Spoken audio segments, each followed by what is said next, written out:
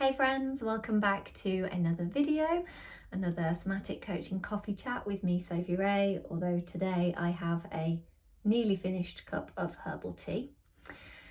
Today I wanted to send out a reminder that you are not broken. And what do I mean by that?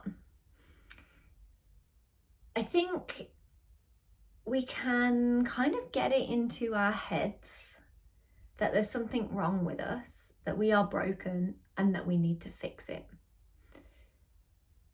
If we have really severe anxiety, or if we have a chronic condition like chronic pain or chronic fatigue, we can really feel like I'm broken, there's something wrong, or I'm feeling this big unsettling emotion and it's bad, or anger is bad. And it's just a reminder that they're not bad, you're not broken, and you don't need to fix yourself. I think there are so many tools, so many things that we could do, lots of modalities and techniques and things that we can do, and it can get quite overwhelming and it can get quite loud. Try this thing, do this, fix this part of your body, or fix your mind, or XYZ.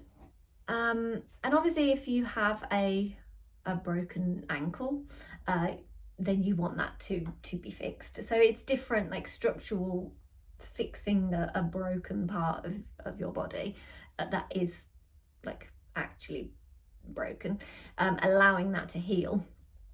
But I'm talking more along the lines of feeling emotions and thinking that we're broken because we can't get out of the state of anxiety, or we're feeling this certain pain all the time. But it has been really empowering for me to actually flip it round and think it isn't about fixing. It's about understanding what is going on for you on a deeper level. What is actually happening in your body, in your physiology, to create this experience. And to sometimes just allow that to be your experience, to allow anger to be what you're experiencing, to allow sadness or any emotion. It's, I think we get into that that kind of mindset of, I'm feeling anxious, so I have to do something to stop that anxiety from happening. I have to regulate myself, and sometimes it isn't about that at all. It is about actually understanding what's the deeper meaning, what's the underlying meaning for you, and what do you need. So about it's kind of comes back to kind of stability and nurturing yourself and nurturing your needs, and learning to cope, learning to be able to cope with the full spectrum of being a human, and having strategies that you can come back to. Because we don't want, I get it, we don't want to sit in fear, we don't want to sit in anxiety, we don't, it can feel really uncomfortable. And if you experience it for long periods of time and with chronic pain, if you are in it for such a long time, you just want to get out. It's so frustrating. So I completely get that. And then it can become a case of, well, I just want to be fixed. I think a really helpful strategy, a really helpful tool, or whatever you want to call it, resource or approach, is to not think of it as fixing it, but thinking of it as learning to understand its needs, what it is, and expanding your capacity to cope with it, to deal with it. And this has kind of this comes up a lot actually with my clients, and it was something this week when I was chatting with one of my clients or guiding her through a session, and anger came up, and we acknowledged it. We said it was okay, and she had space for it to be okay to feel anger, because in the past it hasn't felt safe to feel angry or experience anger, and not knowing what to do with that. But actually we were just with it for a bit, and there was a sense of relief. And if I think back to another client who has had really severe health anxiety for years and years and years, and it took a long time to understand that she's not broken. She really thought that there was something wrong with her.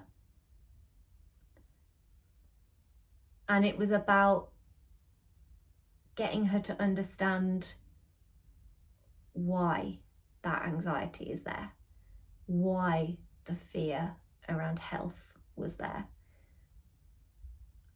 and having that container for her to understand it with somebody witnessing and knowing how to guide her through and provide extra support, because it's hard to do it alone. It's really hard. And I guess that's why we can get stuck in it.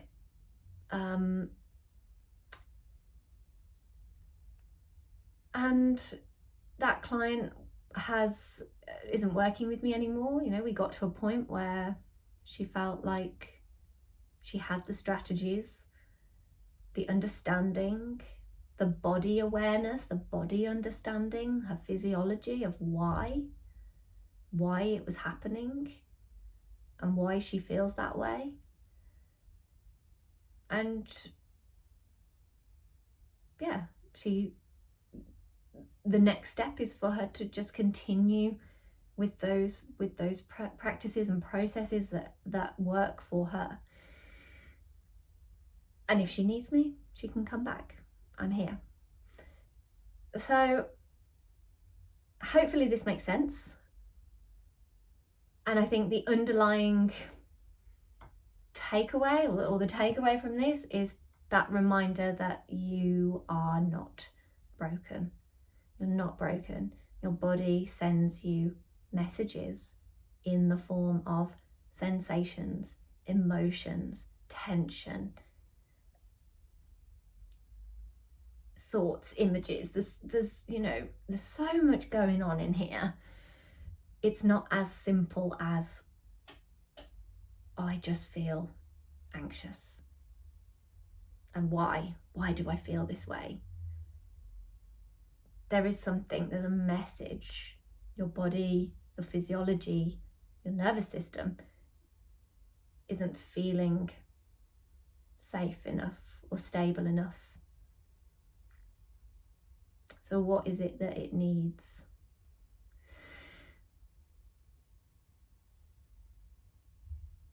So thank you for listening. I would love to hear any thoughts or feedback on this. And if you just needed to hear that it's okay, you do not need to keep fixing yourself.